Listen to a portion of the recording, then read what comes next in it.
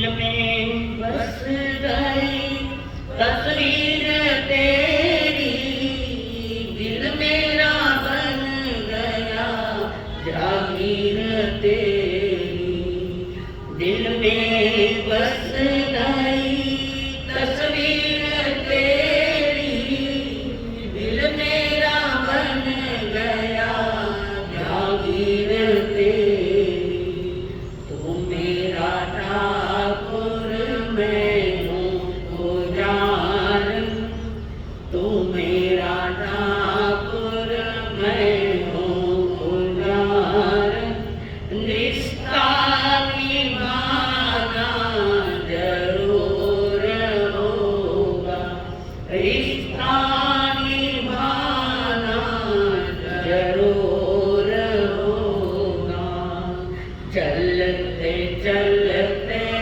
पहुँच न पाई, चलते चलते पहुँच न पाया, मेरी लगन का कसूर होगा, मेरी लगन का कसूर होगा, कई जन्मों से बुला रहा हूँ, कई जन्मों से बुला रही हूँ, कोई तो कारण जरूर होगा, कोई तो कारण जरूर होगा। पंच परमेश्वर को प्रणाम, प्रणाम तुम परमात्मा स्वरूप सद्गुरुदेव, संयम जीवन के सहयोगी साथी मंडल, जिन्होंने जीवन जीने की सही विधियां बताई, अनंत अनंत उपकारी परम पूज्य आदरणीय श्री अम्मा जी महाराज, और जिन्होंने दुख परंपराओं से मुक्त होने के लिए हमारा हाथ थामकर हमें सद्गुरुओं के चरणों में समर्पित किया, ऐसे अनंत अनंत उपकारी मेरे संसारी स्वर्गस्थ पिताजी एवं स्वर्गस्थ माता जी, महापुरुषों की महिमा सुनने के लिए आए हुए देवान, आप सभी के भीतर में विराजमान भगवान आत्मा मेरा प्रणाम है। प्रार्थना हुई सिमिंदर भगवान की, आपने भी की, हमने भी, और इस प्रार्थना में कवि ने श्रीमंदर भगवान के बाह्य वैभव का वर्णन किया है। बाह्य वैभव जो देवताओं द्वारा मिलता है, बाह्य वैभव जैसे 34 अतिशय, पोपटलाल जी अतिशय कितने,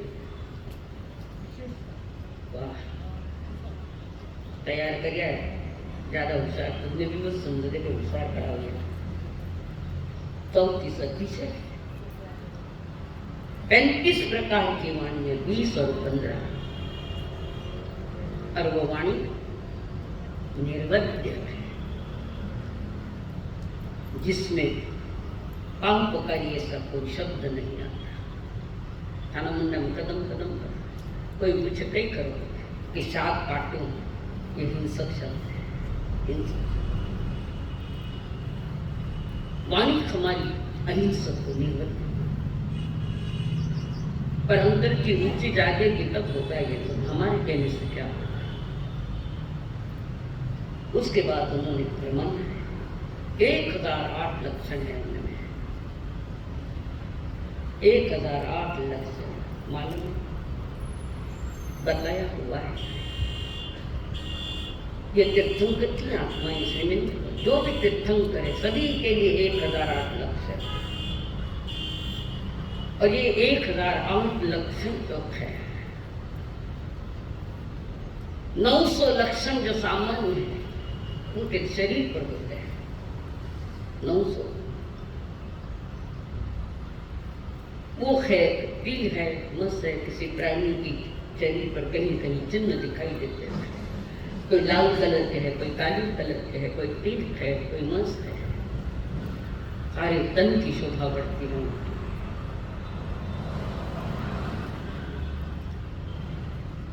और उत्कृष्ट लक्षण है सारे के सारे।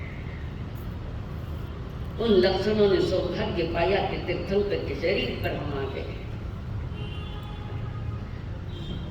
और 908 लक्षण जो है असामान्य लक्षण है। संसार की उत्कृष्ट से उत्कृष्ट जानकारी देने वाली ये लक्षण है। 1008 लक्षण तीर्थंकरों के। सारी बाह्य लक्ष्मी का उन्होंने गीत गाया। उसने काया 400-500 धनुष की है। सभी विहरमान जी की काया एक समान होती है। यहाँ के भरत और ऐरावत क्षेत्र के जो भी तीर्थंकर इनमें फर्क पड़ता है। अवधारणा या हाइट सभी में फर्क पड़ता है। पर वहां पर जो श्रीमिंद्र भगवान 20 विहरमान जी जो ढाईदीप में है, उन सभी की काया एक समान। सभी के अतिशय एक समान है। सभी के लिए वर्तमान में 20 विहरमान जी महावीर क्षेत्र में 5 महावीर। इनकी उम्र भी एक समान होती है। दीक्षा भी एक समान एक साथ होती है। जन्म भी साथ, दीक्षा भी साथ, केवल ज्ञान के पर्याय भी एक साथ पर्याय सब साथ है। और शासन पर कदम रखते तो 20 के 20 एक साथ रखते हैं। फर्क नहीं होता। फर्क तो हमारे इधर होता है। भरत ऐरावत से आयु भी एक समान है और निर्वाण भी एक समान है। सभी का एक साथ निर्वाण जाता है। ऐसे ही श्रीमिंद्र भगवान प्रभु से प्रार्थना की, प्रभु हम नहीं आ सकते। आड़ा पर्वत है। लोगों ने चंद्रयान भेज दिया चांद पर, उधर नहीं भेजा महावीर। कारण आज के वैज्ञानिकों को बाह्य उद्गल का आकर्षण ज्यादा है, बाह्य जगत का आकर्षण है। और हर वैज्ञानिक ने सोचा आदमी को सुखी कर दूं, नए नए आविष्कार कर दूं।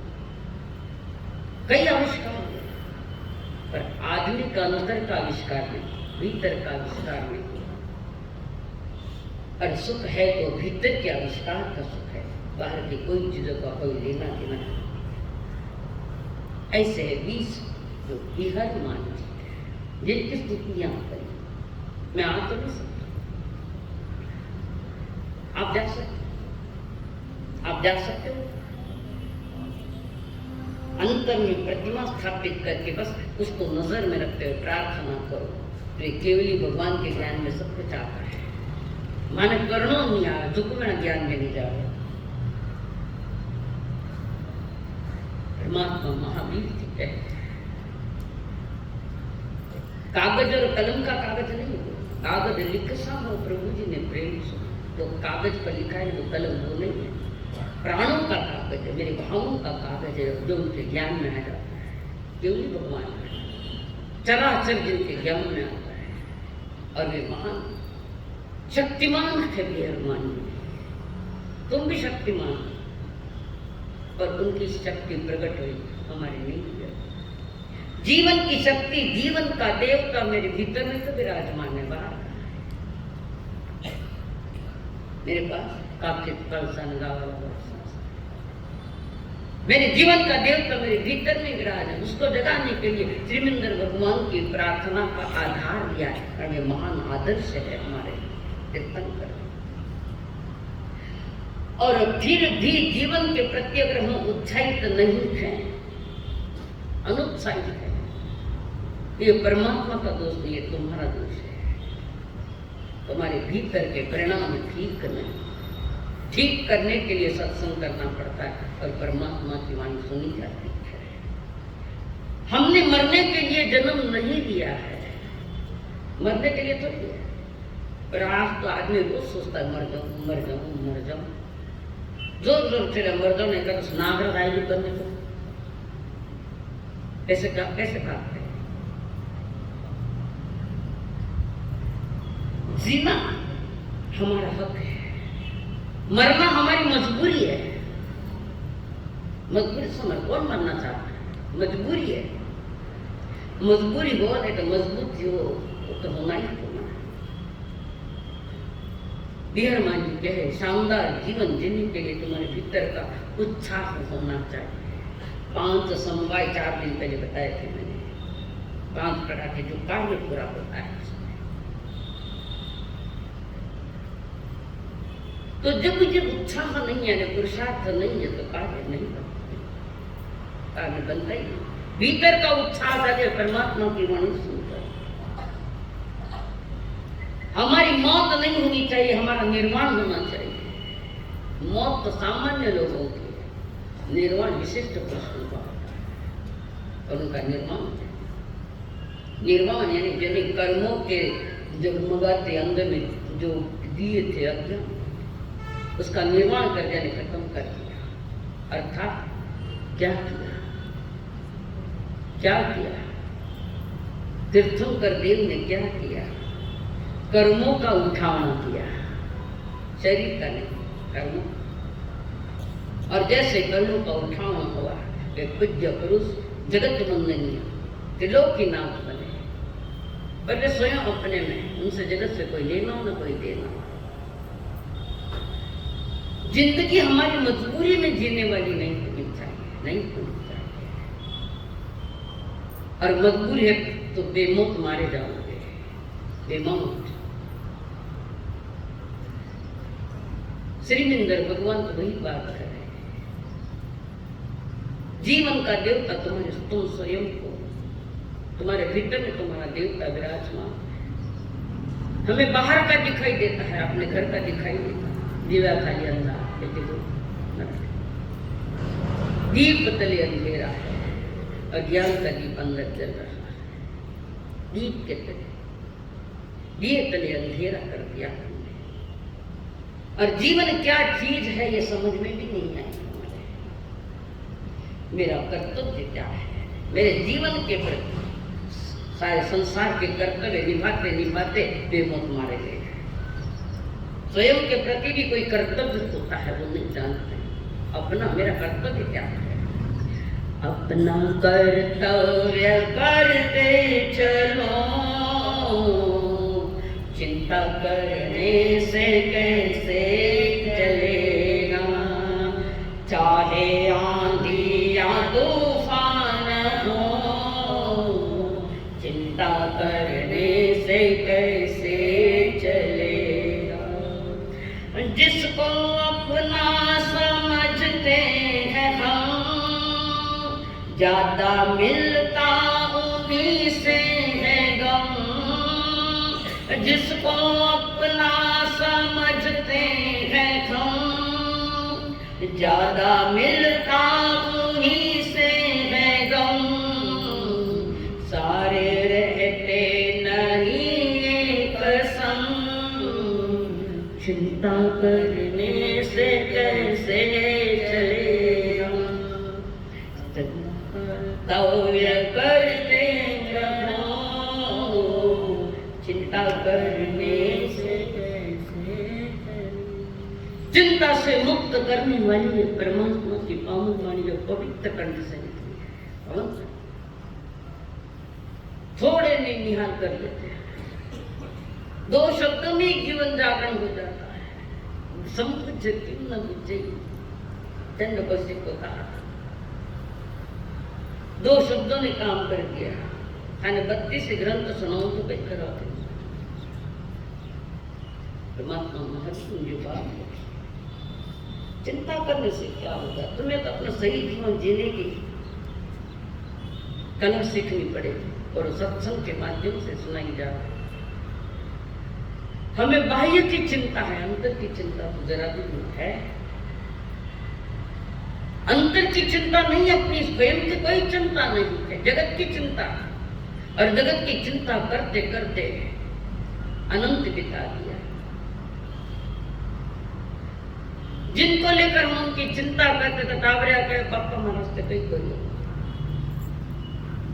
क्या हमारे ये मिलेगा।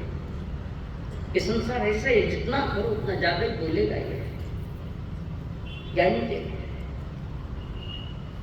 आरजू ने मुझे बंदा कर दिया, हमारी इच्छाएं, हमारी आरजू, हमारा चिंता। चिंता वही है कि सब मुझे नहीं मिले, इसलिए चिंतित है। मिल जाए तो भी चिंतित है, और मिले। आरजू ने मुझे बंदा कर दिया, वरना हम खुदा होते, न होती मेरा आरजू, न इच्छा होती, न आरजू होती। हमारी इच्छाओं ने, हमारी आरजुओं ने, हमारे चिंतन में ये दशा हमारी थी जो आज हमारी दशा है। भले आप कह दो हम अप टू डेट है, प्रभु कहते out of date, out of date ये जीवन चल रहा है। अगर बाहर की बातों से इतना अट्रैक्शन नहीं होता तो आपके जीवन के उत्थान में कोई देर नहीं लगती। ये स्वयं श्रीविंदर भगवान कह रहे हैं, उन्होंने समझाया बताया। केवल ज्ञान के पश्चात पहली जो वाणी बरसी, सबसे पहले वाणी बरसी, वो वाणी किस शास्त्र में गुंथित है? 32 आगमों में किस आगम में वो बात गुंथित है? आचारांग सूत्र। क्यों?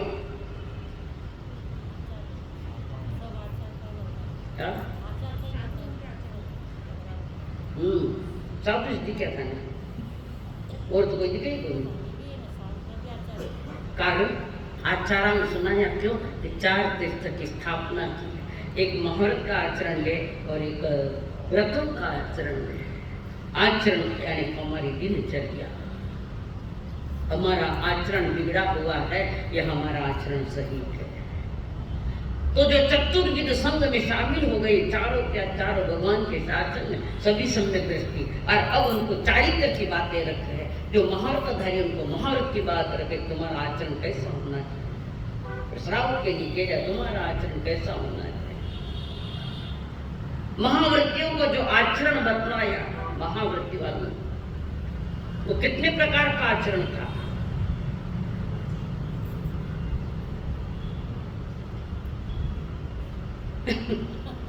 मालूम है पर थोड़ा सा गड़बड़ हो रही है। हाँ बोलो, कितने प्रकार के आचरण की चर्चा परमात्मा महावीर ने समुद्र में बैठ के की है। मुनि के लिए 125 अतिचार डोल डाल कर आचरण करने को कहा है, 125, और श्रावक के लिए 99 अतिचार। महाव्रत में जीना या व्रतों में जीना एक जीवन जीने की शैली है। मर्यादा में आया है श्रावक, और जो मर्यादा में आएगा वो अमर्याद को पाएगा। मर्यादा ही नहीं हमारे लिए। आचरण हर तीर्थंकर जो भी है, हुए थे, होंगे और है, चाहे वो किसी क्षेत्र में हो, सबसे पहले आचारांग सूत्र की ही प्ररूपणा करते हैं, कारण वो पहले स्थापना करते हैं। तीर्थंकर महाविद्य के लिए बात नहीं है, भरत और ऐरावत के लिए, पर वहाँ सतत सुख में आ रहा है। चौथा आ रहा, यहाँ पे चौथा है समान आ रहा, तो वहाँ कोई वो चलता ही रहे एक के पीछे। ये आचारांग सूत्र के प्रेरणा भरत ऐरावत के लिए की गई है, पर उन्होंने चतुर्विध संघ की स्थापना। परमात्मा महावीर ने चतुर्विध संघ की स्थापना नहीं की, रिन्यूएशन किया। जो चारित्र में जो गड़बड़ियां होने लगी, शिथिलाचार आया, श्रद्धा में भी कहीं शिथिलाचार है, तो उसका रिन्यूएशन पर भगवान महावीर ने किया। तीर्थ की स्थापना तो तब होती है जब तीर्थ का विच्छेद हो जाता है। पूरा पहले के तीर्थंकर और वर्तमान के तीर्थंकर इसमें तफावत या फर्क आने लगता है, तब उसमें वो किया जाता है, रिन्यूएशन किया जाता है। भगवान महावीर ने रिन्यूएशन किया, कारण पार्षद परंपरा के साधु भी तो वहां थे। संघ का विच्छेद होता है तब तीर्थंकर स्थापना करते, यह विच्छेद नहीं हुआ है। और श्रीविंदर भगवान ने जो संदेश भेजे है हमारे जीत्या राग ने, जिन्होंने स्वयं ने जीता है, वो आपको संदेश दे रहे कि आप भी राग को जीतो, द्वेष को जीतो, यानी मोहनीय कर्म को जीतो। बड़ी गहरी बात है, लाइन तो एक ही है। जो राग विजेता होता है वो नियम से दर्शन का विजेता भी होता है, और जो खाली द्वेष का विजेता, जो राग का विजेता वो नियम से द्वेष को भी जीतता है। पर जिसने द्वेष को नहीं जीता उसके पास राग भी मिलेगा। जहां जहां द्वेष है वहां वहां राग, जहां जहां राग है वहां द्वेष होगा भी नहीं भी। ये वितराग मार्ग की व्यवस्था है। गौतम स्वामी के पास राग था, द्वेष का, ये प्रत्यक्ष प्रमाण है। और जिसने स्वयं की आत्मा को जीतने का, निज आत्मा को जीतने का और नया जीवन बनाने का पुरुषार्थ जो करते हैं, श्रीपाल नरेश्वर समायो परमेष्टि नवपद प्रेम से, श्रीपाल नरेश्वर समायो परमेष्टि नवपद प्रेम से। एक बहुत बड़ा तंबू तनाया गया है जिसमें मुख्य है श्रीपाल जी विराजमान, बीच में राज सिंहासन पर श्रीपाल जी बैठे, एक बाजू में मां बैठी, माता कमल प्रभा, और एक तरफ मैना सुंदरी बैठी है, और बाकी के आठवीं रानियां उनके चरणों में बैठी है। आठवीं रानियां, कारण मैना सुंदर का महान उपकारी लोग है और उन्होंने स्वीकार कर दिया। श्रीपाल जी कहते हैं, मां ये मेरा उपकार, ये तुम्हारी बहू का महान उपकार है। और कमल प्रभा भी कह रही है, मैं मानती हूँ श्रीपाल कि तुम्हें हमारी बहू का महान उपकार, महान धार्मिक दुख और उनके दुख मिटाने में अपने को लुटा दिया, वो थी मैना सुंदर। विनय महान विनय, मैं नहीं, यही मेरा सौंदर्य है। मैं नहीं यानी अहंकार नहीं, वो जीव का सौंदर्य जो मैना सुंदरी के पास था। सारी के सारी आखिरी बहू में बैठी है, चरणों में एक तरफ सासू बैठी, इस तरफ मैना सुंदरी, बीच में बैठे श्रीपाल।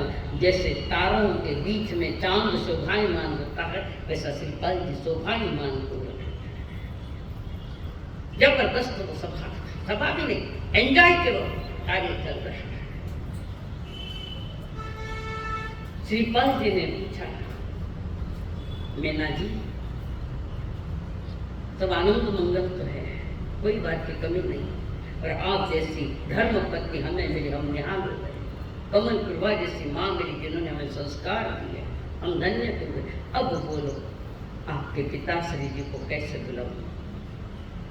श्रीपाल जी ने मैना सुंदरी को कहा, या अपने ससुर जी को कैसे बुलाऊं? मैना सुंदरी क्या बोले? बात है, मालव राय का है ना राजा, जो मैना सुंदरी का पीहर है, मालव राय, मालवा, जिसको हम आज MP कहते हैं, वो मालवा है। राजस्थान में जब भी अकाल पड़ते तो लोग कहते चलो मालवे चलो, कारण कभी अकाल नहीं पड़े। उज्जैन नगरी तो फेमस है हमारे इसमें। उसी बीच बोलो तुम्हारे पिताजी को कैसे बुलाऊं? क्या कंधे पर कुराड़ा रखूं, क्या टोकरा रखूं, क्या रखे बुलाऊं उनको? पूछा। मैंने कहा आपका विषय मेरा विषय नहीं, कि मेरे पिता है मैं कुछ बोलूं नहीं, जो आपका विषय, आपको कैसा, आपके ससुर है, हम तो समर्पित है आज। प्राणनाथ मैना के प्राणनाथ, रिश्ता निभाना जरूर होगा। पवित्र रिश्ता है ये भी, लोगों ने उसको गंदा कर दिया होगा। पवित्र रिश्ता है, कौन से तीर्थों को उन्होंने शादियां नहीं की, ठीक नहीं की, छिछलापन नहीं था उस शादी में, बिल्कुल ही नहीं था छिछलापन, ना जीवन भर के व्यवहार में भी कोई छिछलापन। महान गंभीर नौपत के पुजारी, सारे के सारे देवता आवाज दे तो देवता आ जाते हैं।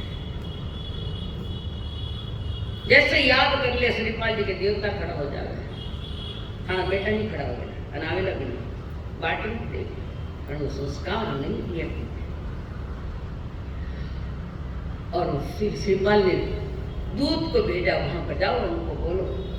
दूध को भेजा श्रीपाल जी ने, मोबाइल नहीं था बोले, और वो दूसरा डबलो भी नहीं था।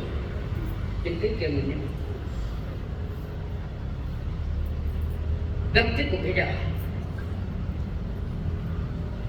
और जाकर मानो राय के जाकर बात करो। आपको बुलाया, किस कंडीशन में बुलाया कि वो राजा जरा क्रुद्ध हो गया, यानी श्रीपाल जी का ससुर जी। उसने भी फौज तैयार करी। मंत्री ने कहा, मालव राय के राजा के मंत्री ने कहा, महाराज श्रीपाल जी से लोहा मत ले, मत। वो लाखों सुबटों का राजा है, महासागर जैसी उसके पास सेना भी है, महामंत्री भी एक से एक बड़े हैं। समझाया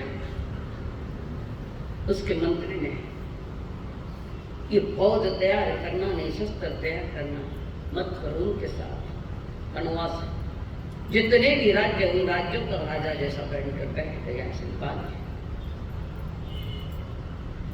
फिर उसने वो आज्ञा मान ली। आज्ञा वो अपना रिक्वेस्ट किया था मंत्री ने, मालव राय को, गोपाल राजा, उसको कहा था, उसने स्वीकार। मंत्री ने कहा था ऐसा मत करो। और फिर कांधे पर कुल्हाड़ी, वो रस्सी, वो टोकरा लिए आइए थे। जैसे तंबू के बाहर वो आइए बैठे, श्रीपाल जी की नजर भी चली गई और उसी समय में कहा, पत्नी को जाओ तो सारे उतार दो उनके और बहुमान ससम्मान उनका अंदर में लेकर आओ। मेना के पिताजी आके, पिताजी कैसे भी हो तो पिता होते हैं, पर क्या यह गलत हो कि पिता ने दुश्मन हमारा।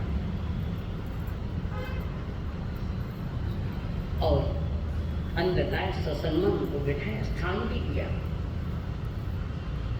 और मैंने कहती है पिताश्री जी, आपने जिसके साथ मेरी शादी की वो यही है श्रीपाल जी, यही। आपने मुझे पुष्टि को दिया और पुष्टि जल्द होगा, ये उनके कर्मों में लिखित था, विधाता का लिखाण था। कर्मों उत्कृष्ट साता वेद में कर्म का उदय। पुष्टि को दिया था, क्या हुआ? पुण्य उसके साथ थे, श्रीपाल जी के साथ, और नौपत जी की साधना भी जिनके पास है। अपने पिता से भी कह रही, पिता से भी आपके दमुख है, सारी घटना सुनाई। मैना है, बेटी ने, और वे खुद समझ रही है। कदम कदम पर पिताश्री जी का भाग्य फैला, हर कदम पर भाग्य फलता ही जा रहा है। कारण पुण्य जबरदस्त है। पुण्य अगर जबरदस्त है तो वो उदय में आएगा। पुण्य तो साता लेकर आएगा, साता लेकर, जहर लेकर नहीं आएगा। कमाया ही ऐसा है पुण्य। कदम कदम पर लक्ष्मी है, सरस्वती है जिनके पास, और कोई असाता का उदय का काढ़ने का जबरदस्त नौपत जी के द्वारा उन्होंने जो पुण्य कमाया है वो संयोग देखा है। और सारी बात सुनने के बाद श्रीपाल जी ने भी अपने ससुर जी से कहा, पिताश्री जी आपकी कन्या है मैना। और उसने जिद रखी कि मेरे कर्म में जो लिखा होगा वही होगा। और आपने जिद की थी कि तेरा भाग्य हमारे हाथ में है। यहाँ एक सिद्धांत बनता है कि किसी के भाग्य का कोई निर्माता नहीं है, दूसरा किसी के भी भाग्य का कोई निर्माता नहीं है। आप अपने भाग्य के स्वयं निर्माता हो, स्वयं, दूसरा नहीं। एक दिमाग है, कोख से निकले, एक तो मतिमंद होता है, एक विदेश में जाकर पढ़ाई करता है। माँ का दोषी है, पिता का दोषी, परिवार का। हर जीव कर्म संस्कार लेकर आता है और माता पिता की ओर से मात्र शरीर मिलता है। लोग शरीर भी सामान्य नहीं, माता पिता से मिला। संस्कार तो खुद लेकर आया है। आप भी ऐसे, हम भी, आप भी, सभी पूर्व जन्म में कुछ गया तो संस्कार लेकर यहाँ आए, शासन मिला है। अब इसका प्रयोग कैसे करना ये आपके हाथ में है। तलवार आपके हाथ में, किसी को बचा भी सकते हो और किसी का मर्डर भी कर सकते हो, ये आपके हाथ की बात है, निर्णय तो आपका। और कहा मेघना सुंदरी के महान। और अभी जो मैं बात बोली ना कि क्या करना हमारे हाथ में है, याद रखना, कुछ भी करता बैठो ला तुम्हारा करोड़ों खेले के नहीं। यहाँ विवेक की बात रखी 10वीं काली के 4 अध्याय में, जयम जय जयम जय जय। तुम्हें सब मिला है, बस इस मिलन के साथ मनोजन मेरा सब कुछ मिला, इस मिलन के साथ थोड़े विवेक जोड़ दो। हर क्रिया के पीछे विवेक होना चाहिए। धर्म का मूल ही विनय है, और विनय के साथ जब कार्य करेंगे वो तुम्हारे जीवन का उत्थान करने में सहयोगी बनेगा। उपाय सारी बात बताने के बाद कहा वहां सौभाग्य सुंदरी भी आई है। रूप सुंदरी मेना की माँ, सौभाग्य सुंदरी उनकी सौतन माँ है, दोनों एक आई है परिवार के साथ। और सभी देख रहे आश्चर्य से श्रीपाल जी को देख रहे, क्या भाग्य फला है बच्चे का। और उसके बाद प्रसन्नता भरा वातावरण है। उस वातावरण में श्रीपाल जी ने कहा सब शांति से बैठे, एखादा नाटक हो जाए, हम एक नाटक देखेंगे, सहज भाव होते नाटक देखने के जाओ, नाटक देखने थिएटर नाटकीय हो तो नाटक ही देखो, नाटक तो तुम स्वयं ही संसार का नाटक देखने के लिए आए थे और स्वयं भी अभिनेता बन गए, तो नाटक खेल रहा है, ये समझ गए। और सारे जो कलाकार थे सारे, सब कलाकार को बोला, सारे कलाकार। उस नाटक मंडली मधुन सिन्हा के पिताजी ने दहेज में दी थी, नाटक मंडली दहेज में आए लोग नाटक, और नाटक सब भी आ गए, सब अपना अपना कार्य कर रहे हैं। नाटक देख लेंगे, शाम का आयोजन 8 बजे, नाटक ही नाटक है, धार्मिक प्रबोधन वाले। अब सभी अपनी अपनी कला दिखा रहे हैं, पर उसमें एक सूर सुंदरी थी जो नाटक नहीं करे, वो रो रही थी, वो कार्य नहीं करे, मैं नहीं करूँ नाटक। क्यों? सामने बहन और बहनें बैठे हैं, मेरे ही अपने, उनको थोड़ी मालूम है कि ये मेरी शादी है, श्रीपाल जी को थोड़ी मालूम। पिताजी ने शादी करके रवाना किया तो जंगल में चोरों ने उसको लूट लिया और उसका पति शंकरपुर का पति भाग गया। फिर बाजार में बेची गई सूर सुंदरी, मिथ्या मत की धारण, बाजार में जगह जगह बेची गई, कहीं वेश्या के यहाँ भी बेची गई, दुख भरी जिंदगी बिता रही। तो किसी नाटक मंडल ने उसको खरीद कर दिया, नाटक मंडल खरीदा उसको कि अपने नाटक में ये सूर सुंदरी बड़ा अच्छा काम करेगी। आप वो काम नहीं कर रहे, सभी कह रहे कलाकार कह रहे जो नाटक करना पड़ेगा आपको, और जब जबरदस्ती उठा के खड़ा किया तब वो सूर सुंदर बोल रहे थे, सारी बात बता रहे थे, और उसने जो बात बताई अत्यंत महत्वपूर्ण बात थी। वो कह रही है, कहाँ मेरा ससुराल, कहाँ मेरा पीकर, कहाँ मेरे पति और मैं कहाँ। पिताजी ने तो दिया बराबर है, पर मैं आप कर, मैं उस समय कहती थी कि मैं बाप कर में हूँ, कर्म कहता तो बाप कर में नहीं, आप कर में है। और वो पकड़ के लाया, खड़ा किया तो वो बोल रही है, कहाँ मालव, कहाँ शंखपुर, कहाँ बबर, कहाँ न सुर सुंदर नटवी बनी, किया देव अनघन। कहाँ मालव, कहाँ शंखपुर, कहाँ मेरा देश है। कर्म नहीं, खेल न चला, खेल चला मेरे साथ। मैं धर्मधारी नहीं थी तो सत्य का मेरे पास ज्ञान नहीं था कि हर जीव अपना अपना कर्म स्वयं लेकर आता है, हर जीव अपना आप कर्म होता है। तो बात औरों के कर्म हमारे लिए काम नहीं आता। हाँ, हमारे लिए आदर्श के लिए अर्थात है, बाकी और कोई कुछ नहीं कर सकता। आदर्श हमारे लिए है कोई उदाहरण तुम्हारे पास कि वे आदर्श जो है वे आदर्श बन सकते हैं, पर वे मोक्ष नहीं पहुंचा सकते। भगवान महावीर गौतम स्वामी को कहा, तुम्हें समझना पड़ेगा गौतम जी, मेरे कैसे क्या हुआ, आखिर तो तुम्हें करना। जीवन खाने पड़े तो पेट भरेगा, दूसरा जीवन थानो पेट भरे के देखो, जिसका उसका अपना कर्म, अच्छा बुरा कर्म है। और वो कह रही है, जननी कंठ विलग के जब पूछे नर नाथ, कहाँ पति कहाँ रिद्धि समृद्धि, कहो सभी वृत्तांत हो, श्रीपाल नरेश्वर समरो परमेष्टि नवपद में। कहाँ मंक है, मंक के गले जाकर लगे लाया, सभा में लाया तो था उसको। सौभाग्य सुंदरी उसकी मां के गले लगी, कहती हूँ गले लगकर, मां के गले लगकर रो रही है सुंदरी, और सारी बात बताई कि ऐसा ऐसा बना। फिर मैं बाजार में बेची गई, नाटक मंडलियों के साथ में यहाँ आई हूँ, माँ मैं तुम्हारी कन्या हूँ। शिवपाल जी समझ गए ये साली जी है हमारी। इसको अहंकार बहुत था, जैन धर्म के नहीं धारी थी, और जैन सिद्धांत तो समझ में नहीं थी, महान मिथ्या दृष्टि थी। मिथ्या दृष्टि मां की कोख से आई है। ये सूर्य सुंदर है, वो भी मिथ्या थी। जैसा बीज वैसा फल,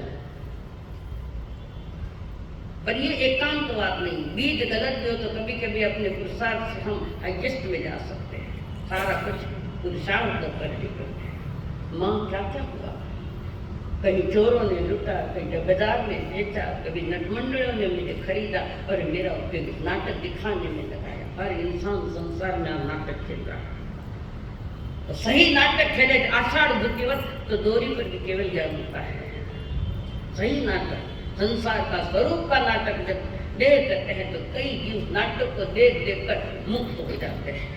ये भी साथी इलायची कुमार क्या नाटक देख रहे थे, आदर्श दृश्य को आधार बनाकर इलायची कुमार चिंतन कर रहे, तो मैं और एक वे शाम को देख लेना, पता लग जाएगा।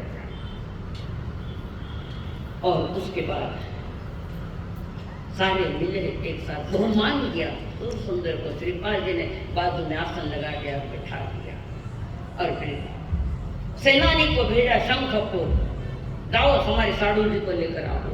तो थे शंखपुर भेजा और सारे लोग सेनानी गए और उनको लेकर आए यहाँ पर। ससम्मान उनको भी अपनी तंबू में बिठाया हुआ, बहुमान उनको नहीं दिया। साधु को खावड़ में लाडू, गीत में साड़ू, खाने नहीं ध्यान में। खावड़ में कौन सा लड्डू जो श्री कृष्ण महाराज के लिए बनाया गया, सीख मोदक लाडू। खावड़ में लाडू और रिश्ता में साड़ू, साड़ू साड़ू मिल जाए मजा आ जाता है। तो यहाँ पर बहुमान किया श्रीपाल जी और वे भी आए, उनसे चर्चा करी, बातचीत करी। बातचीत करने के बाद ससम्मान बहुत कुछ धन माल और सेना भी देकर अपने साधु जी को रवाना किया। उपकार अपकारियों पर भी उपकार करने की कला श्रीपाल जी के पास है, चाहे भव्य आत्मा है। तो वहां पर कुछ 700 वीर गए थे, कुश्ती थे ना, वो लेने को गए थे। शंखपुर के राजा को लेकर आए। उसके बाद संदेश भेज दिया चंपा नगरी में अपने काका जी को। कई नाम और बाहर करोड़ कैसे पानी हरिदमन संदेश आ गया। हरिदमन नहीं मानता, श्रीपाल जी ने कह दिया ये राज्य छोड़ो, इसका हकदार मैं हूँ, इस गाड़ी का हकदार मैं हूँ, छोड़ो ये। वीरदमन कहता है नहीं छोड़ूंगा। मंत्री को कहते जाओ उसको कह दे तुम्हारी राज है तो तलवार इन बंदूक के लेकर आओ, मैदान में इसका निर्णय होगा। आलिया कन्या वीरदमन, मैदान में निर्णय होगा कि राज सिंहासन का हकदार कौन है, कौन बटने का योग्य है। मंत्री ने समझाया अरिदमन को, खूब समझाया, नहीं माने। हट्टी लोग बेगा नहीं माने, अज्ञानी लोग भी बेगा नहीं माने। जब सामने आता है तो समय निकल चला जाता है। सत्य क्या है, समय निकल गया। आपके यहाँ भी 4 महीने पूरे हो गए, अपनी गति से समय चल रहा है। और फिर युद्ध की तैयारी, वो सेना देखकर महासागर महासंग्राम की सेना, और हाथी घोड़े ऊंट रथ बैल कई पट से ज्यादा इनके पास, और वहां से लड़ाई के लिए उतरा। युद्ध दिखवा पर हार गया। अरिदमन को पकड़ कर लेकर आए श्रीपाल जी के पास। श्रीपाल जी को कहा छोड़ दो, छोड़ो, ये मेरे काका है। तो भी रिश्ता बराबर बतावे, दुश्मन नहीं बोला, अपने काका को दुश्मन नहीं बोला, भले युद्ध लड़ा, दुश्मन नहीं करा। फिर अरिदमन को उचित सम्मान दिया, माफी मांगी अरिदमन ने, काका ने गद्दी जैसे मांगी, और मांगना योग्य थी, पर जन्म से तूफान उठा हुआ है इस अरिदमन के कारण। कितना कितना सहन किया, कहां कहां गए, पर उन बातों को श्रीपाल जी ने याद नहीं रखा। उन बातों का क्या रहा, ज्ञाता और दृष्टा। ये कर्म का खेल है, श्रीपाल जी जानते हैं, सारा कर्म का खेल खेला है। तो मेरा उदय तभी तो खेलना पड़ा, मेरे कर्मों का मैंने किसी जन्म में कुछ ऐसे ही कर्म कमाई तो मेरी दशा योग थी। और फिर अरिदमन ने देखा हजारों लोग मरे पड़े थे मैदान में, हजारों लोग। उस समय अगर मैं मंत्री की मान लेता कि हजारों लोग नहीं मरते, मेरे कारण इतनी हत्याएं हुई, इतनी लोग मरे, इतना खून बहाया, किसी का भाई गया, किसी का पति गया, किसी का बाप गया, किसी का दादा गया, इतने लोग मरे, उसमें निमित्त तो मैं हूँ। इतना पाप मैंने कमाया, हजारों पंचेंद्र प्राणियों की हिंसा मैंने किया, अब क्या करूं। तो उन्होंने निर्णय ले लिया और श्रीपाल जी को कहा, श्रीपाल जी महान उपकार हमारे किया, और मैं युद्ध नहीं खेलता तो बहुत अच्छा होता, पर समझ में नहीं आई, अज्ञान दशा। और आदमी जब जिद्दी होता है तो समझदार की भी नहीं मानता, नहीं मानता, कोई समझा रहा अच्छी तरह से तो समझने की तैयारी नहीं होती, मन में चिंता कर रहा है क्या करूं। ऐसा उत्कृष्ट मनुष्य जन्म मिलने के बाद भी मैंने यही पाप कमाए जिस जन्म से हम मुक्त हो सकते थे कर्मों को, परमात्मा के स्मरण को, चरण को। श्रीपाल जी ने किया, नौबत चुका और कह रहे हैं, उस प्रभु की है कृपा बड़ी, याद कर ले घड़ी दो घड़ी, उस प्रभु की है कृपा बड़ी, याद कर ले घड़ी दो घड़ी, उस प्रभु की है कृपा बड़ी, याद कर ले घड़ी दो घड़ी। घंटी बज जाए कब पूछेगी, मौत हरदम सिरहाने खड़ी,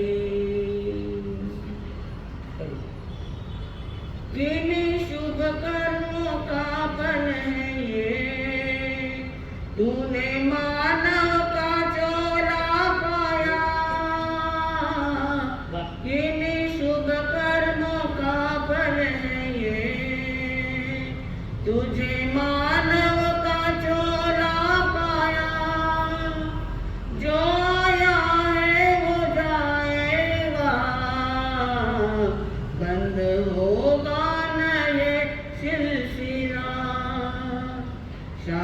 की एक शास्त्र की कहती एक एक कड़ी, याद कर ले घड़ी दो घड़ी। शास्त्र की कहती एक एक कड़ी, याद कर ले घड़ी दो घड़ी। उस प्रभु की है कृपा बड़ी, याद कर ले घड़ी दो घड़ी। अब स्मरण आया, सत्य ज्ञान में आया और अपने भतीजे को कह, श्रीपाल राजसिंहासन का ये राज्य आपका, मैं उस मार्ग पर जाऊं, अतीत के पापों को मैं निर्मूलन करूं। मैंने जो कर्म कमाए पाप है, पंचेंद्रियों की हत्या मेरे कारण हुई, मेरी मूर्खता के कारण हुई, तो मैं वितराग मार्ग स्वीकार करता हूं, ताकि कितने जितने जितने कर्म बंधे उन बंद कर्मों का निवारण करना है। तो प्रभु कहते हैं वहां संयम संपर्क हो, संयम हो, और वही प्रतिक्रमण है, अतीत के कर्मों को खत्म करना है। मैं पहले आक्रामक हो गया था आपके लिए श्रीपाल जी, मैं आक्रामक हुआ और आक्रामक होकर मैंने अपना नुकसान कर लिया, और मैं आक्रमण की वृत्ति को बदलकर अब आक्रमण बंद करो, आक्रमण और प्रतिक्रमण करो। अतीत के कर्मों को तोड़ने का तो यही साधन है, प्रतिक्रमण है। और वो प्रतिक्रमण जिसको हम चारित्र कहते हैं, और वो सम्यक दर्शन ज्ञान पूर्वक तो मुक्ति का कारण बनता है। और कह दिया काका जी ने, हम के मार्ग को, संसार का मार्ग छोड़कर संन्यास के मार्ग पर जा रहे, और वहां से संन्यास लेकर वे निकल पड़े हरिद्वार, निकल पड़े। चिंतन चल रहा है जबरदस्त, तम्मेश्वरा ते धम्मेश्वरा, ये शास्त्र का उद्घोष है। और वहां पर उत्कृष्ट संयम पाल रहे हैं, और श्रीपाल जी ने सारे राज्य में ही सभी के सुख के कारण जनता के लिए जो जो आवश्यक है सारे कार्य किए। कहीं अन्नशालाएं खोली, कहीं पानी पुइयां खोली, कहीं मेडिकल ये हॉस्पिटल खोले, कहीं धर्मशालाएं खोली, महान उपकार किया। सामान्य आदमी नहीं है श्रीपाल। और वे अरिदमन मुनि बनकर विचरण करते हैं ग्राम, और घूमते घूमते घूमते इसी नगरी में आए जिस नगरी से बाहर निकले थे संयम लेकर। श्रीपाल जी को पता चल गया कि मेरे संसार, मेरे मुनि बने मेरे काका जी यहाँ आगे हुए हैं, मैं दर्शन के लिए जाऊं। उद्यान में उतरे, वो सत्य का उपदेश देता है, मैं भी जाऊं दर्शन करने के लिए। रिश्ते के हिसाब से नहीं गए, धर्म के हिसाब से गए। हम आते हैं तो रिश्ते के हिसाब से आते हैं, हमारा बेन महाराज है, ये हमारा बुआ महाराज है, क्या है। जिस रिश्तों की कटिंग करना वही रिश्ते सामने आते हैं। एक ही रिश्ता इस संसार में निज आत्मा के साथ, एक ही रिश्ता का, कोई रिश्ते नहीं। कारण ये रिश्ते टूटने वाले होते हैं, इसलिए कोई है नहीं। और जो अटूट है वो रिश्ता मेरी आत्मा के साथ, मेरा ज्ञान दर्शन चारित्र के साथ मेरा रिश्ता है। अब वो गए वहां, मुनि बने काका जी ने पहचान लिया श्रीपाल जी को। वंदन किया श्रीपाल जी ने, दया पालो कहा मेरे लिए कोई संदेश। तो उन्होंने उपदेश दिया मुनिवर ने, हरिदमन ने, नर भव दुर्लभ है, पहली बात रखिए। आपको लगता है नर भव दुर्लभ? लगता है क्या? नर भव दुर्लभ है कि नहीं है? पूछाने क्यों नहीं लगे? कारण वो आबार मानकन है, जो चीज अपने पास होती उसकी वैल्यू नहीं होती, जो चीज अपने पास है उसकी कीमत नहीं होती। और आज वो जन्म हमारे पास है, और प्रभु कहते हैं नर भव दुर्लभ। पर वो नर भव दुर्लभ ये सामान्य की बात नहीं है। इस नरभव के साथ और 7 बोल है, क्षेत्र उत्तम परिपूर्ण इंद्रिया निरोगी काया लंबी आयु संत समागम शास्त्र। इन 7 बोलों से सजा हुआ मनुष्य जन्म दुर्लभ है। बाकी कीड़े मकोड़ों की तरह जन्मना मरना उसका कोई वैल्यू नहीं। खाना खाने सब है कि नहीं सर? 8 अगले 7 बोल है कि नहीं? बस 2 बातों का पुरुषार्थ होगा, श्रद्धा, संयम का, सच कॉन्फिडेंस का। मेरा स्वरूप ये है, मैं आनंद स्वरूप हूँ, वो श्रद्धा होनी चाहिए। देव गुरु धर्म के प्रति विश्वास और संयम के प्रति श्रद्धा। अपने भीतर से जन्म लो। श्रद्धा का जन्म आत्मा से होता है और विश्वास का जन्म देव गुरु के सानिध्य में होता है। दोनों पर उनको वहां पर भी जाना पड़ेगा कि विश्वास के साथ वाणी सुनकर निज आत्मा का उत्थान करने के लिए स्वयं के भीतर में श्रद्धा जगो, पुरुषार्थ करो, तो दोनों एक दूसरे के सपोर्ट रहे, दोनों ही लगेंगे। और फिर मुनिराज बैठे, बातें समझा रहे और पूछा, गुरुदेव पूछ रहे कि बीमारी मुझे क्यों हुई? कुष्ठ की बीमारी, मैंने ऐसा क्या कमा? छोटी उम्र में मुझे कुष्ठ की बीमारी आई, मैं सागर में क्यों पड़ा गुरुदेव? मैं सागर में क्यों पड़ा? ये कुष्ठ की बीमारी क्यों आई? कोई तो कारण जरूर होगा, वो कारण बताओ, क्या कारण है? ध्यान से एकाग्रता से सुन रहे हैं। मैं सागर में पुनः मुझे डूम बनाया गया। डूम 1 लाख स्वर्ण मुद्रा के लालच में डूम बनाया गया था शिवपाल जी को। उसके बाद कहा मैं कहीं डूब बना। सुख और दुख कई तरह से आते गए और इन कर्म ने अलग अलग भांत भांत से मुझे नचाया। मेरे पर कलंक आया, मुझे वधशाला मिली, वध जहां पर मुझे मिला के इस सारा क्या कारण है?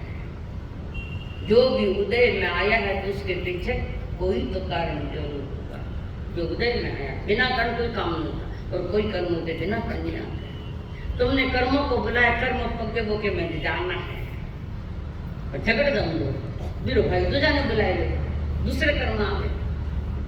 उदय में अगर जुड़ना है तो संसार तैयार है, और उदय के साथ जुड़ना ही नहीं तो तुम्हारा संन्यास और तुम्हारा सिद्धवत साक्षात है। हमारे सारे प्रश्नों का सवाल अपने काका महाराज से पूछ रहे थे।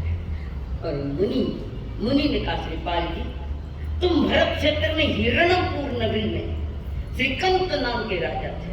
पूर्व को बता रहे, कारण उनको अवधि ज्ञान हो गया था। आपका अवधि ज्ञान, सम्यक दर्शन के साथ अवधि ज्ञान है, तो वो देख रहे कहीं बहुत लोग वहां बताया कहा गया। भरत क्षेत्र में तो नगर नाम का एक हिरणपुर नाम का नगर, वहां के श्रीकंत भोपाल राजा थे वहां के। और शिकारी का व्यसन लग गया दोस्तों के साथ आपको, शिकार करने का। और शिकार करते जा रहे हैं, जंगल में जाकर मुख प्राणी को, घास खाने वाले प्राणी को तुम बाणों से बीन देते। कितने प्राणी की तुमने हत्या की। और उसी समय योगायोग जैन धर्म के धारी राजा को रोज समझाया, पूर्व जन्म की पत्नी राजा को रोज समझा है ये मत करो। गरीब प्राणी है जंगल के, वो कुछ मांगते ही नहीं है, हरा भरा सूखा घास खाकर अपने जीवन यापन करते, और बेमतलब उनको तुम मारे। कोई अपराध नहीं प्राणियों का, एक अपराध किरंच गति में चले गए और तुम उनको मार करते। मत मारिए, मत करो ऐसा। और समझे कौन है? रोज कहते कल नहीं जाऊंगा, कल नहीं जाऊंगा, और वो एक आदत लग जाती है, फिर वो जल्दी छूटते नहीं। जिनको रमी खेलने की आदत लगी तो उसको मोबाइल जल्दी छूटता नहीं। छुपके से खेलेगा, अंधेरे में खेलेगा और डूबेगा बीच में, स्वयं मरेगा, सबको मारेगा परिवार। ऐसी खतरनाक ये लोभ की बीमारी आज के युवकों को लगी है। IPL पर सट्टा करे, नए नए गेम आए हैं। इतने पागल थोड़ी हो खिलाने वाले। तुम्हारा पैसा लूटना शुरू में 1-2 डाव तुम्हारे हाथ में आ जाता है, जैसे महाभारत में आया था। पहले 1-2 डाव पांडवों के पक्ष में आए और पुनः फांसा पलटा वो कुटिल धृतराष्ट्र जी के साड़ा जी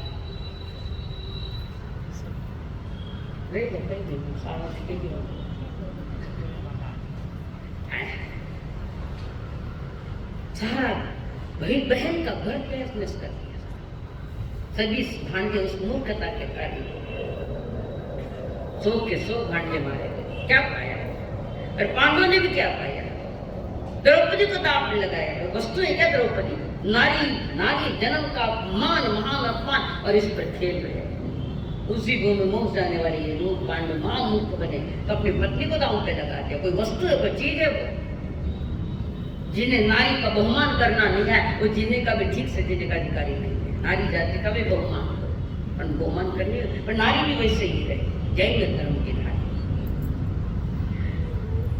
और वहां से रहे। रोज प्राणियों की हिंसा करते, पत्नी समझाती, पर ये क्षत्रिय है, खड़ग लेकर जाते चलते हैं। पर राजा को ऐसा बोध जल्दी जगह बार बार समझा, तो क्या ना पड़ियो पानी में पाषाण, धीजे पर छीजे को नहीं, खारा खारा पानी मैली दाल, उबड़े पर सीजे को नहीं। कवि ने बताया, गीत बनाया, पड़ियो पानी में पाषाण, पत्थर को कितना भी पांडव, भीजे पर सीजे को नहीं, यानी खत्म नहीं, वैसा के वैसा। गंगा जरा बोटा है,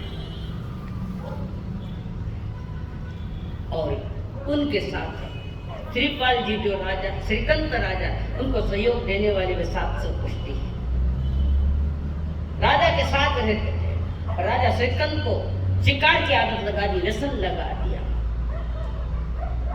और फिर एक बार 700 पुरुषों के साथ राजा गया श्रीकंत शिकार करने। मुनि को देखकर उनकी अवज्ञा की और उनके कटु शब्द बोले गए। मुनि को अपशब्द बोला। नदी तट पे मुनिराज बैठे हुए हैं और मुनि को दे दिया धक्का पानी में। फिर दया आई, निकाल लिया, पर एक बार तो नहीं, तो समंदर में आकर पड़ी हो। धवल ने धक्का दिया, ये पूर्व हो, एक मुनिराज को पानी में धक्का दिया। उसके साथ करुणा थोड़ी सी आई, फौरन निकाल लिया। फिर दूसरी बार एक बार ऐसा ही किया, पुनः बाहर निकाला। रानी ने फटकार श्रीकंत को, क्यों ये मुनिराज के साथ अभद्र व्यवहार कर रखे थे? ऋषि की घात करना, अनंत कर्मों को निमंत्रण देना, अनंत कर्म। ऋषि है, साधक आत्माएं, सामान्य को भी नहीं देते, तो ऋषि मुनि है। फिर वो कह रहे, राजा कह रहा है श्रीकंत अपने काका जी ने सारी बात बताई कि तुम्हारे साथ जो ये व्यवहार हुआ सारी उम्र, उसका कारण ये ही है कि तुमने मुनि के साथ अभद्र व्यवहार। पुनः एक बार मुनि जा रहे थे तो हुक्म दे दिया, इसको मार डालो। मुनि को रास्ते से जा रहे थे बेचारे, इंडिया समिति के साथ मुनिराज चल रहे, नीचे देख देख कर उसने हुक्म दिया, मार दो इसको। मां तो फिर राजा श्रीकंत पूरा रानी के, राजा मुनि की घात करी तो मरण, सातवीं नरक में मरो, लौटे जाना पड़ेगा, गति बिगड़ जाएगी, मनुष्य जन्म दुर्लभ है तुम्हारे पास। फिर रानी ने उन मुनि को ससम्मान अपने महलों में बिठाया, विनय सहित बुलाया, हाथ जोड़ा, अपराधों की क्षमा मांगी। और मुनिराज अवगुण पर गुण करे, अवगुण ऊपर गुण करे, बिरला वे संसार। अवगुणों के ऊपर गुण करे वे बिरले हैं लोग, वे मिलते नहीं। फिर उनके साथ सारी बात रखी, और फिर अरिदमन श्रीपाल जी को कह रहे कि पूर्व भाव में तुमने जो जो जो जो किया वो घूम के तुम्हारे पास आ गया वापस। मुनि को मारने का हुक्म गया तो तुम्हें वधस्थल जाना पड़ा। फिर रानी ने समझा बुझा कर उनको लाया, ससम्मान लाया, तो वहां राजा ससम्मान वधस्थल से श्रीपाल जी को अपने राजभवन में लेकर आए। जैसा कर्म वैसा फल, आज नहीं तो निश्चित फल। और मुनिराज से क्षमा मांगे से तंत्र तुमने, तुम्हारी पत्नी ने, रानी ने उस भाव में। और सारी बात बताने के बाद तुमने आगे चलकर राजा रानी तब आदि करे दोनों ही मिलकर, और 800 रानियां सुपर जो 700 थे उन्होंने तब की अनुमोदना की थी। और उस तप की अनुमोदना में तुम यहाँ के राजा बने, तपस्वी बने, नौपति के साथ साधना की है। और वे 700 जो तुम्हारी पूर्व में तब की अनुमोदना जिन्होंने की थी, वे 700 भी तुम्हारे साथ थे, जो कुष्ठी थे, अच्छे बने, सैनिक बने, उन्होंने भी आपके साथ तप किया है। प्रिंट कॉपी है पूर्वों की, वर्तमान में जो है वो पूर्वों की प्रिंट कॉपी है, और वो प्रिंट कॉपी सामने आई है। श्रीपाल कहे, श्रीपाल सुन वचन मुनि का, चिंते चित्त में जान, अहो अहो नाटक कर्मों का, जीव भोग इस प्रार हो। श्रीमान नरेश्वर समर्यो परमेष्टि नव पद प्रेम से। श्रीपाल नरेश्वर समर्यो परमेष्टि नव पद प्रेम से। अतीत की कथा वर्तमान में सुन रहे, अपने वर्तमान को सुधार रहे हैं श्रीपाल जी। दुर्घटनाओं को हटा रहे, सुघटना जीवन में प्राप्त करें, अच्छी घटनाएं देखा, मन में चिंतन करें। ये कर्मों का खेल और ये नाटक जीव कर रहा है, आज से अनादि से यह खेल चल रहा है। ऐसा खेल खेलो कि फाइनल मैच में जीत जाओ। मनुष्य जन्म फाइनल मैच है। हम तो पहले ही मैच में हार गए हैं, तो फाइनल मैच तो कब आएगी? फाइनल के पहले सेमीफाइनल, फिर सभी के साथ लड़ना, अपना सेमीफाइनल, अपना फाइनल। पहले हारे हुए हम लोग हैं, और प्रभु कह रहे हैं मनुष्य जन्म फाइनल मैच है, इसमें जीत गए तो सबके विजेता बन गए, यानी संसार के विजेता बन गया, महान बन गया। ये बात सुनी, कर्म को खेल समझा, और श्रीपाल जी ने कहा, गुरुदेव मैं महाव्रत तो धारण नहीं कर सकता, मेरे मन की अभी तैयारी नहीं, मैं व्रतधारी श्रावक बन जाऊंगी। और काका गुरु ने उनको व्रत दिए, नियम दिए, बहुत सारे नियम दिए, और श्रावक धर्म का आराधन किया श्रीपाल जी ने ताम। और श्रावक धर्म का आराधन करके वहां से आयुष्य पूरा करके 90 देवलोक में गए। कल्प 9वां कल्प देवलोक में श्रीपाल जी वहां से आयुष्य पूरा करते। और वीर दमन मुनिराज भी उग्र विहार करके आगे चले गए। श्रीपाल जी के साथ साथ मैना सुंदरी भी निकल पड़ी, पति की अनुगामी बनी वो। और धीरे धीरे कुछ भवों के बाद, देवलोक कुछ भवों के बाद एक घड़ी वो आएगी, इस घड़ी में वो तीर्थंकर गोत्र को बांधेगी।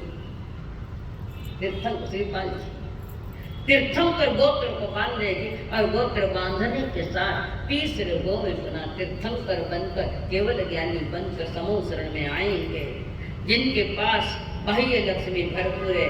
जैसे श्री मंदिर जी के पास है 35 वाणी, 34 अक्षय, 35 वाणी, ये होंगे उनके पास। देवताओं के द्वारा भेजे गए 8 प्रतिहार्य, 8 प्रकार के प्रतिहार्य प्रतिक्रमण में आता है। पहले ही इसमें नमो अरिहंताणों की जो है उसमें भामंडल, स्फटिक, सिंहासन, कुसुम, ऋषि, अशोक आगे ना बाबू, पहले वंदना में आता नीचे 8 प्रत्याहारी। कारण समस्त संसार में महान पुण्य के धारी होते हैं तो तीर्थंकर अरिहंत होते हैं, उत्कृष्ट कर्म प्रकृति तीर्थंकर की है। सारे संसार में उनको बहुमान मिलता है, पर वे निज आत्मा का बहुमान करेंगे रत्नत्रय के साथ। ज्ञान दर्शन चरित्र की, दर्शन ज्ञान चरित्र की साधना होगी। और वहां से तीर्थंकर बनने के बाद रत्नत्रय को परिपूर्ण करते हुए वो जन्म जन्म ये संसार को खत्म करके मोक्ष में पधारेंगे।